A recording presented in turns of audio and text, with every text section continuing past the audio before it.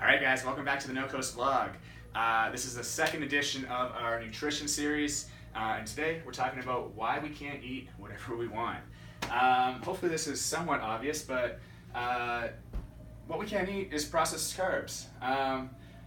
Refined sugars, refined carbohydrates are defined as foods that have been stripped of their fiber and their macronutrients. Okay, so some good examples of this are bread, white rice, sodas, candy, what else we throw in there? Crackers, chips, all that stuff has been taken from a whole food. It's been stripped of everything that's good in it, and flavors have been added. It's terrible for us. Okay, and we cannot, our bodies cannot process this properly, which leads to insulin problems. Okay, insulin is a hormone that allows your body to take the sugar that is in the blood. Okay, so glucose is the simplest form of sugar.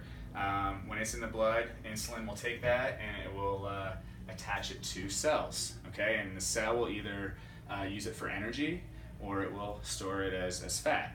Okay, when insulin isn't working properly, okay, we become insulin resistant. Okay, and insulin resistance just means that the blood, or the sugar, in your blood isn't being attached to those cells. So your pancreas, your body gets confused, your pancreas releases more insulin, insulin resistant. Okay, we can take that down another step. Down here we have diabetes, type 2 diabetes specifically. We get to a point where either your body's just not producing insulin anymore, or we are just simply not, it's not taking the sugar out of the blood and connecting it to cells.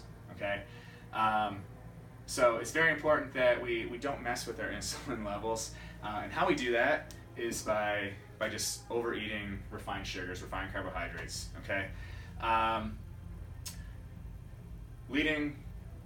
I guess with this, we can get into this chronic disease piece. Generally starts with obesity. We start to get heavier, a lot more body fat on us, and obviously that's eventually going to lead to chronic disease. Chronic disease, unfortunately, in America is the number one killer. About 70 to 80% of Americans are dying each year from chronic disease. And a short list here, obviously there's a lot more, but type 2 diabetes, heart disease, Alzheimer's, dementia, that kind of stuff is all diet related.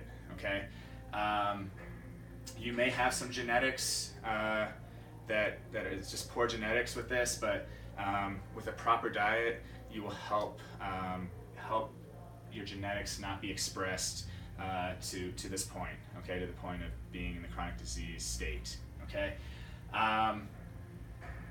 what we want to stick to and what will turn all of this around is whole foods. And like I just said, the good news is that if you've gotten to a point of your health has declined, we can always turn this around. If you're on medication, we can get you off. You can get yourself off. Okay, but the number one piece that we have to change is our nutrition. Okay, and sticking to a whole food diet where we're taking full advantage of the macronutrients and the fiber is going to be the number one way to get there. All right. Last piece I want to leave you with is the CrossFit Continuum, Sickness, Wellness, and Fitness Continuum. This is a really cool way to look at health and fitness and all of this.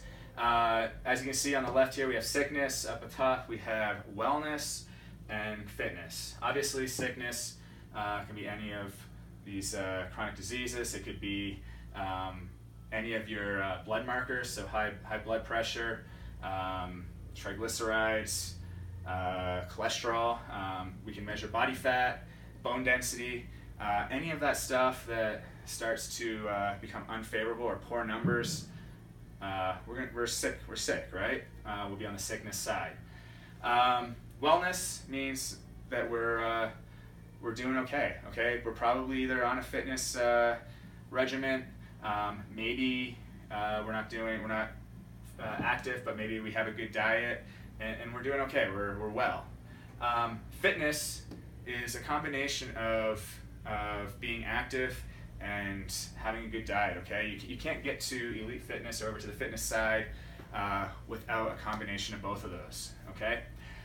The cool thing about being over on the fitness side is that something needs to happen and drastically happen, and it doesn't happen overnight. It usually takes a while for us to get from fitness all the way back to wellness. And if that's the case, we start noticing that our health is declining a little bit. It's better to be well than it is to be sick, right?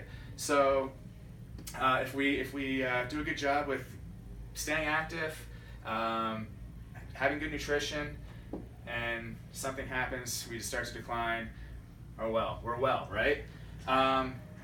Think of this way though, if we start at wellness, this is our starting point, and all of a sudden as things start to slide, we change something in our lives, and we start to get back down here, and we're sick. There's no cushion. Before you know it, you'll be here, and it's going to be a lot harder to get ourselves back to well, as opposed to being fit, getting to well, and then getting ourselves back fit again.